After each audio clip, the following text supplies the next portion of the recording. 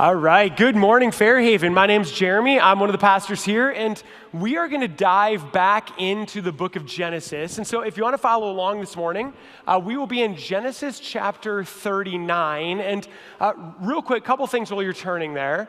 This morning we're going to dive into Genesis 39 here, but I want to let you know if you've ever wondered what it's like to dive into the stories of the scriptures in the land where they happened, we have the opportunity to lead another trip to Israel this coming May 13 to 24. If you're interested at all, if you have questions, we are having an interest meeting today at one of our other harbor campuses at South Harbor Church, 1 o'clock today in the afternoon. My buddy Tim, who's the pastor over at South Harbor, and I will be leading an interest meeting. So I'd love to chat with you, either here or there if you're interested. But today we're going to dive into Genesis 39. And before we dive into Genesis 39, I want to tell you a little bit about a show I've been watching a little bit on Netflix. How many of you have watched the show Quarterback? No, okay, I get it. A room this size, not everybody here are football fans. And so I'll tell you what I'm not going to talk about this morning is how, as Detroit Lions fans, this is our year, right? What I'm not going to talk about this morning is how excited we all are because the season starts this week with our first preseason game on Friday. What I'm not going to talk about is how Jared Goff is going to have this breakout year because he's one of the most underrated quarterbacks in the league, and we've given him all kinds of weapons, right? What I'm not going to talk about is how Amon-Ra is going to make people look silly. I'm not going to talk about how I'm already planning on being at the Super Bowl parade this winter, right? We're not going to talk about that stuff, okay?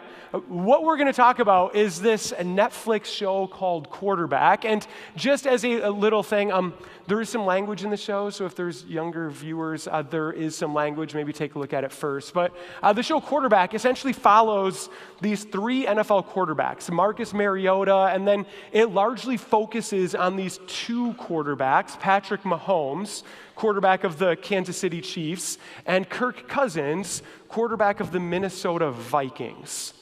And what's striking to me in the show is that in a lot of ways, it kind of holds these two people together right next to each other. You go from Mahomes to Cousins to Mahomes to Cousins. And what's striking to me is the difference between these two people. And nothing against Patrick Mahomes. He's an unbelievable quarterback. I feel bad he's going to start his season 0-1, but he's a fantastic quarterback. But what you find in the show is that for Mahomes, everything is it's big, it's loud, and when you go to Kirk, he feels different. He feels centered. He feels grounded. There's something different about this guy. And the show actually shows us some of why. He practices a Sabbath. As an NFL quarterback, he takes a day off every week. He has a counselor. He has this great relationship with his wife, with his kids. And it's fascinating how the quarterbacks in the show, they all face the same sort of things. They all have pressures in their jobs. They're all working through injuries. They're all dealing with the media. And yet somehow they deal with it differently. And again, I don't know Mahomes. I don't know his story. I'm sure he's a great guy. But there's something striking to me about the way Cousins deals with it all. So this morning, I want to explore some of that, right? The identity, character. What is it that makes us who we are? What is it that drives us? What is it that's true of us when things are going well, when we're at the top? And what is it that keeps us grounded, that keeps us centered when things aren't? And to do that, I want to jump into the story of Joseph. Because Joseph, we launched into kind of our little chunk in Genesis on Joseph, if you remember, a couple weeks ago. This past week, you now realize why we called last week's sermon the awkward commercial break, right, if you were here last week. But we started the story of Joseph 2 weeks ago. And we started the story where the book of Genesis starts the story with this. Anybody remember how old Joseph was when we meet him in the book of Genesis? He's this 17-year-old kid. And we looked at how this 17-year-old kid, he's given a coat by dad, and then something happens when he's given this coat that creates this giant rift between him and his brothers. And before we jump in, I want to spend a little bit more time looking at that coat, because there's some details about the coat that we kind of left 2 weeks ago. Why is it that when dad gives Joseph this coat, his brothers are immediately upset and need to do something about it? Like, on the one hand, it could be because it's just an ornate coat, it's an elaborate coat, but I think there's more to the story. Because let me tell you, the way that I grew up understanding the story of Joseph receiving this ornate coat from dad, the way I typically understood it is that Joseph's brothers, they didn't have coats, and that at this moment when Joseph is 17, dad now makes Joseph this elaborate coat, gives Joseph this ornate coat, and now he has a coat, the brothers don't, they get upset about it, and now they hatch out a plan. But as I've come to understand the ancient Near Eastern culture, as I've read more of the scriptures, I'm less convinced that's the right read. Because in their world, in the ancient Near East, they live in a world where often, especially during parts of the year, it's really hot during the day, but then there are times in the year where it gets really cold at night. And so there is a common way to dress that you're going to wear an inner garment and an outer garment. Your inner garment is your tunic. Your outer garment is your cloak. Almost everyone in the ancient world is going to wear an inner garment and an outer garment. This outer garment, this coat, is largely going to be given you by dad. Dad, if you remember, we've talked a little bit in the series about what we call a Beit Av. Beit Av means house of the father, or father's house. You have a patriarch, the oldest living male.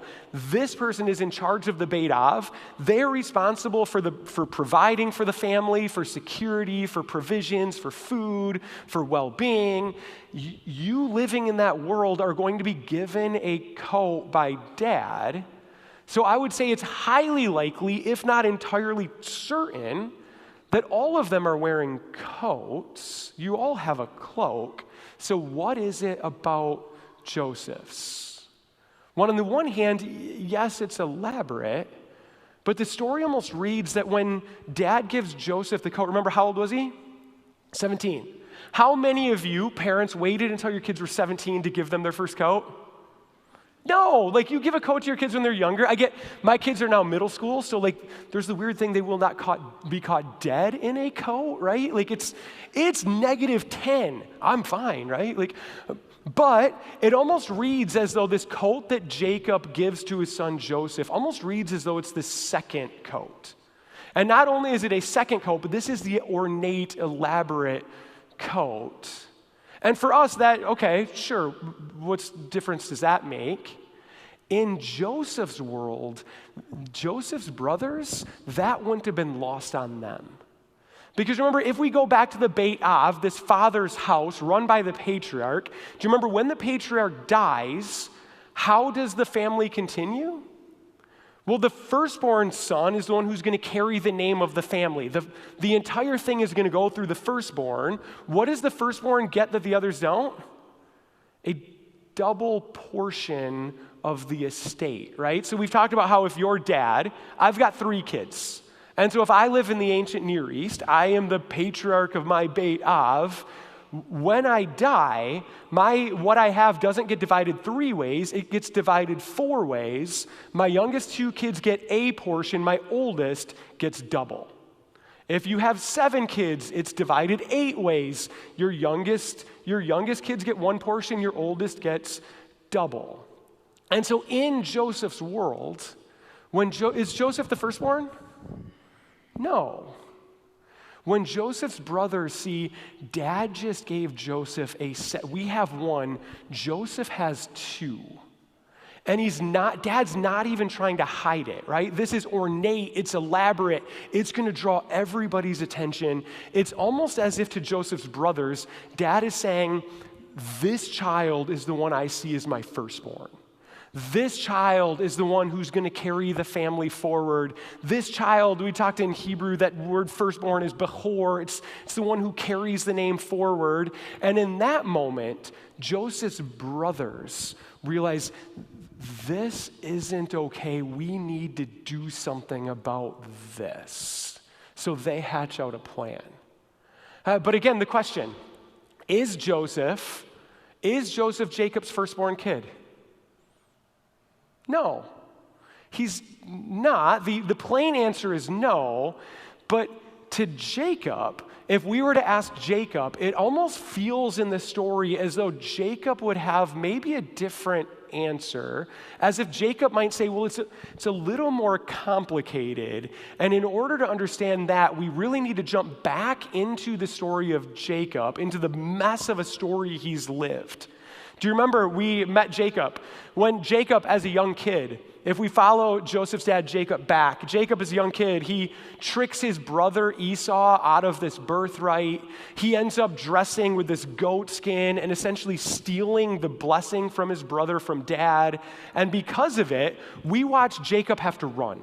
And he ran to his uncle Laban's house, and we saw how when he got to Uncle Laban, he saw one of Laban's daughters and immediately fell in love, a woman by the name of Rachel. And if you remember the story, he promises Uncle Laban, like, I will work for you for 7 years for Rachel. And then on the wedding night, Uncle Laban tricks him, and he ends up marrying Leah. Do you remember the story? Jacob's firstborn, we read in Genesis 29 here. It says, when the Lord saw that Leah was not loved, he enabled her to conceive, but Rachel remained childless. Leah became pregnant and gave birth to a son. She named him Reuben, for she said, it is because the Lord has seen my misery. Surely my husband will love me now. Jacob's firstborn is Reuben, and he's born in all kinds of muddy, tragic. Leah recognizes she's not loved. Almost in the story is like, if he doesn't love me for who I am, maybe he will love me for what I can do or what I can give him. Jacob's firstborn is born of Leah, a guy by the name of Reuben. Jacob will then have 9 other children, so he's got 10, and then we read he has his very first with his most beloved wife, the one he'd initially wanted to marry, Rachel, and we read it here in the next chapter. Then God remembered Rachel. He listened to her and enabled her to conceive. She became pregnant and gave birth to a son and said, God has taken away my disgrace. She named him Joseph. So is Joseph Jacob's firstborn? No. He's actually his 11th, but Joseph is his firstborn with his favorite wife, Rachel. And so it almost feels like to Jacob, those first 10 kids, those don't really matter. Because the one I care about most, the one I see as my Behor, my firstborn, the one who will carry the family line forward, that is this son, my firstborn son with Rachel, this son named Joseph. And so it almost feels then like Joseph's brothers, they see this. Dad's not hiding it. We read in the story that Joseph is dad's favorite. Joseph is now wearing this elaborate, ornate coat, and the brothers devise a plan to get rid of him. So we followed how Joseph was given a coat by dad. He's essentially the second in command in the family, right? As the Behor, as the firstborn, you're essentially the second in charge. It's going to come down to you. We then see the brothers, they essentially strip that coat from him. They take that coat, they dip it in blood and use it as evidence of this lie that Joseph has been torn apart by wild animals. And they throw Joseph into a pit. What we saw was an empty cistern. Genesis chapter 37 ended with Joseph coming out of the pit and being sold. It ends this way. It says, meanwhile, the Midianites sold Joseph in Egypt to Potiphar, one of Pharaoh's officials, the captain of the guard. So 37 ends. Joseph is now on his way to Egypt. Last week, we looked at the awkward commercial break with the story between Judah and Tamar, which, if you want to do some homework, also revolves around a coat, right? Then we jump into this week. Genesis 39 starts right where Genesis 37 leaves off. Now Joseph had been taken down to Egypt. Potiphar, an Egyptian who was one of Pharaoh's officials, the captain of the guard, brought him from the Ishmaelites who had taken him there. So Joseph's in Egypt, but notice the story wants us to see the resume of where he's at, right? We have Potiphar, an Egyptian, one of Pharaoh's officials, the captain of the guard. This isn't just anybody in Egypt. This is one of these significant who's who. Joseph is now belongs to one of the top people in Pharaoh's entire court, the captain of the guard. And so the question for Joseph is, how's Joseph going to act? How does he respond? In the life he just lost, he's in this position of power, of prominence. He's almost viewed by dad as this firstborn, and now he's got nothing. Now he's in a place with people that are not his, in a land that is not his. How does Joseph respond? The story continues. It says, the Lord was with Joseph so that he prospered, and he lived in the house of his Egyptian master. When his master saw that the Lord was with him and that the Lord gave him success in everything he did, Joseph found favor in his eyes and became his attendant. Potiphar put him in charge of his household, and he entrusted to his care everything he owned. How does Joseph respond? Joseph responds, it's one of the reasons I find the story of Joseph so incredibly compelling is because regardless what happens to Joseph, Joseph remains constant. Joseph remains grounded. He remains centered. I think if there's anything you're going to write down this morning, write down that Joseph is faithful. Right? Joseph is faithful, that time and again, Joseph does the right thing simply because it's the right thing to do. You know how like in life, it's easy to do the right thing when the right thing benefits us, right? It's easy to do the right thing when the right thing is easy.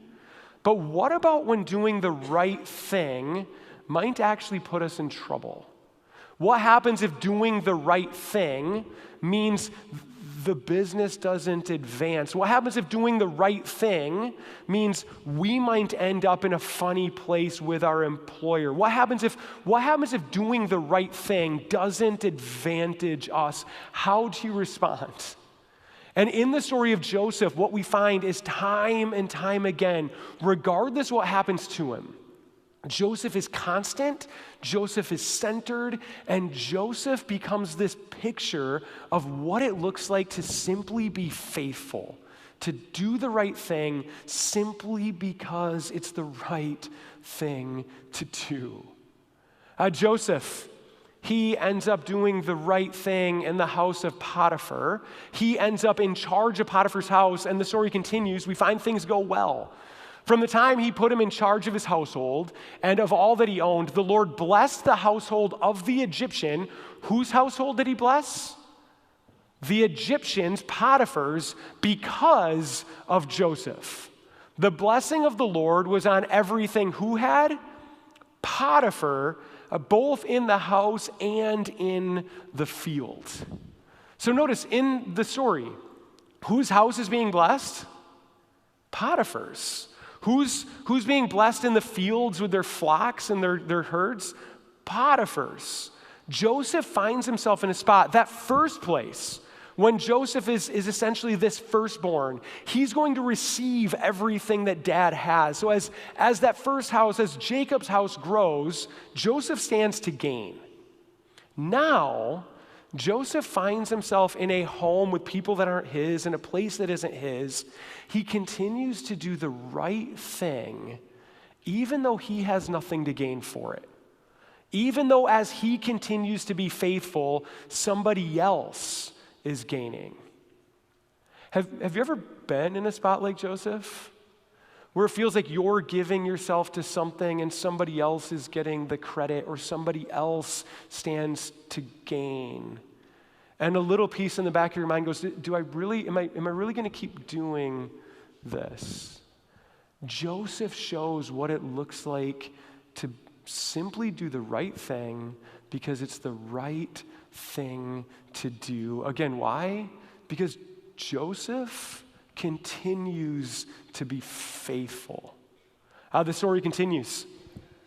It says, so Potiphar left everything he had in Joseph's care. With Joseph in charge, he did not concern him with anything except the food he ate. Now Joseph was well-built and handsome. You can almost feel the story start to turn, right? Like, uh-oh. And after a while, his master's wife took notice of Joseph and said, come to bed with me. But he refused. With me in charge, he told her, my master does not concern himself with anything in the house. Everything he owns, he has entrusted to my care. No one is greater in this house than I am. My master has withheld nothing from me except you, because you are his wife. How then can I do such a wicked thing and sin against God? And though she spoke to Joseph day after day, he refused to go to bed with her or even be with her.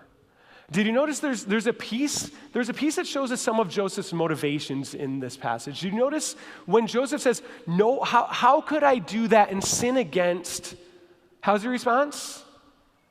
How could I do that and sin against God? Joseph doesn't say, if I do that, I could get in trouble with my master. How could I do that and betray the person who's in charge? No, Joseph has this understanding that to do that would be to sin against God. It would not be the right thing. So in this situation, Joseph could have gone, okay, how can we cover this up? How can we keep it a secret? Because Joseph likely knows in this moment that in order to do the right thing, it might disadvantage him. Right? To do the right thing might put him in a difficult spot, which it's about to do, but what we find is Joseph does it anyways. Why? Because Joseph is faithful, right? Like you wrote it down in your notes if you're taking notes. What does Joseph do? The story continues. It says, one day he went into the house to attend to his duties, and none of the household servants was inside. She caught him by his cloak and said, come to bed with me, but he left his cloak in her hand and ran out of the house. When she saw that he had left his cloak in her hand and had run out of the house, she called to her household servants. Look, she said to them, this Hebrew has been brought to us to make sport of us. He came in here to sleep with me, but I screamed. When he heard me scream for help, he left his cloak beside me and ran out of the house. She kept his cloak beside her until his master came home. Then she told him this story. That Hebrew slave you brought us came to me to make sport of me. But as soon as I screamed for help, he left his cloak beside me and ran out of the house. When his master heard the story, his wife told him, saying, this is how your slave treated me. He burned with anger. Joseph's master took him and put him in prison, the place where the king's prisoners were confined. And at this point in the story, does anybody have like a sense of deja vu? You know, like that, like, hold on, like it feels like we've seen this before. It feels like we've heard this story before. As I read the story, like my little deja vu light in my brain starts blinking. Let me help you. Joseph is given a coat that has something to do with his role, his identity as being the second in command in a household. That coat is taken from him and is then used as evidence of a lie of something that did not happen. And then Joseph finds himself thrown into a pit. Story number one. Joseph is given this ornate coat by dad as this role of being the Behor, the firstborn, the second in charge of the entire family. That coat is taken from him, by his brothers, and is used as evidence of the lie that Joseph has been torn apart by wild animals, and then Joseph is thrown into a pit of an empty cistern. Story number two. Joseph is given a coat by Potiphar in Potiphar's household, where he is put in the position of the second person in charge, the one overseeing all of Potiphar's house. That coat is taken from him by Potiphar's wife and used as an example or as evidence of the lie that he had come in to make sport of her, and Joseph is thrown into a pit in the dungeon. Do you see the deja vu blinkers? And then Joseph, Genesis 39 is going to end with Joseph in this dungeon, in this second pit. How do we expect Joseph is going to respond? How do we expect? Like, is he going to why is it all happening again, right? Is Joseph going to curl up in a corner and go, I'm doing everything right, and yet I find myself here? Do we think we're going to find Joseph in this pit, in the dungeon, shaking his fist at the sky? Why is this? How do we think Joseph's going to respond? Maybe Joseph is going to be faithful again. Right? Maybe Joseph is going to continue to give himself to doing the right things. The story ends this way. It says, but while Joseph was there in the prison, the Lord was with him. He showed him kindness and granted him favor in the eyes of the prison warden. So the warden put Joseph in charge of all those held in the prison, and he was made responsible for all that was done there. The warden paid no attention to anything under Joseph's care, because the Lord was with Joseph and gave him success in whatever he did. Genesis 39 almost starts by starting the cycle all back over again, right? You have the warden who's in charge, and now Joseph, because he continues to do the right things, even when it continues to fall apart on him. He continues to give himself to the right things, and now Joseph finds himself in second in command of a new place, now in this prison. The story is going to continue there next week, but today I want to spend a little bit of time looking at those coats. Because in a lot of ways, the coats that Joseph was given represented something of an identity, right? That first coat, as this favorite son by dad, representing this identity that Joseph has in the family. And what we find is when Joseph's coat was taken from him, when his entire life came crashing down around him, what we found is Joseph was able to remain centered, because it feels like Joseph's identity, to Joseph, his identity wasn't tied to that coat. His identity wasn't tied to that role. It almost feels like Joseph's losing that coat didn't cost him, because it feels like he'd already laid that down years ago. It feels like Joseph has already essentially sacrificed that, and recognizing that Joseph's identity was found somewhere else. It was somewhere bigger. That when he was given that role in Potiphar's house, he's given that new cloak, that new role, the new job of being in charge of Potiphar's house.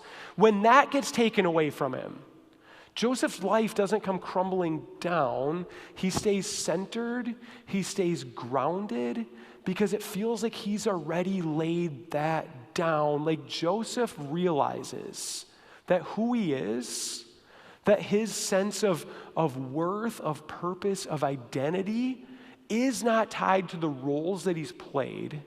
It's not tied to the job that he has. But it feels like Joseph is showing us what it looks like to have your identity found somewhere else. Jesus is going to tell a story about a dad who gives a son a coat. We call Jesus stories, often we call them parables. And Jesus tells this really popular story, this really popular parable we call the parable of the prodigal son. And the way the story goes, Jesus says that there's a dad.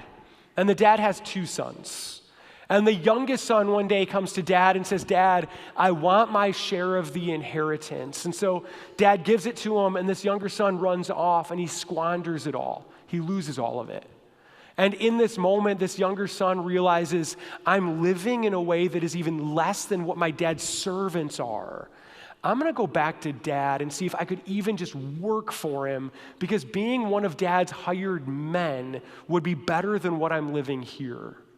And so this younger son makes his way back home, and Jesus tells the story that the moment the dad sees the son, he runs out to greet him, he wraps his arms around him. He puts a ring on his finger, he puts a coat on him, and this coat almost symbolizes this identity of, who are you? You're my son.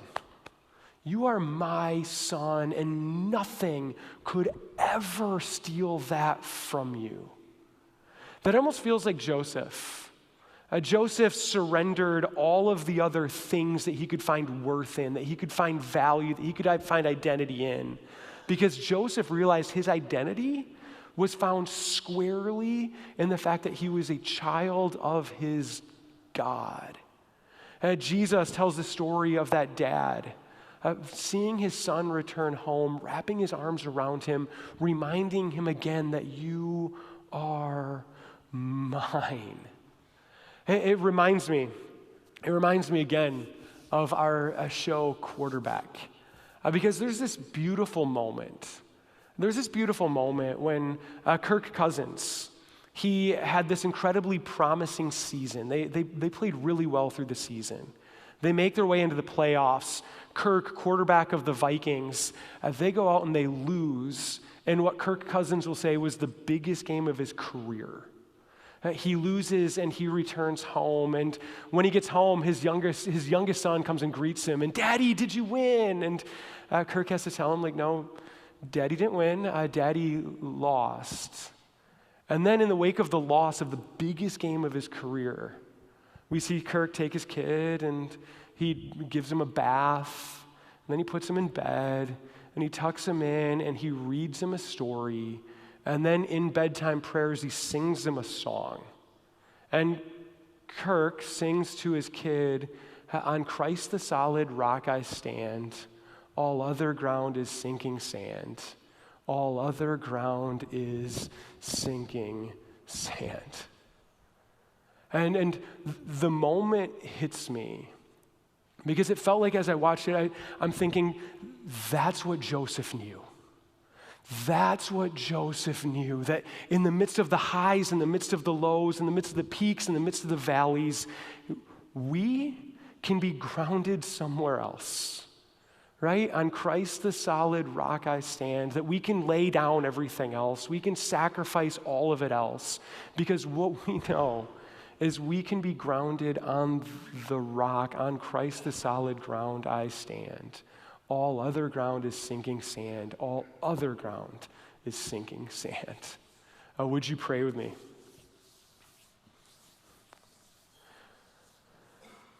God, we know that you are the one true rock, that on you we can stand, that on you we can build the foundation of our lives, that then, as the story you, Jesus, told, that when life threatens to undo us, when life is threatening all around us, God, we know that we are grounded, we are centered on something solid, on something eternal, because we find ourselves in you.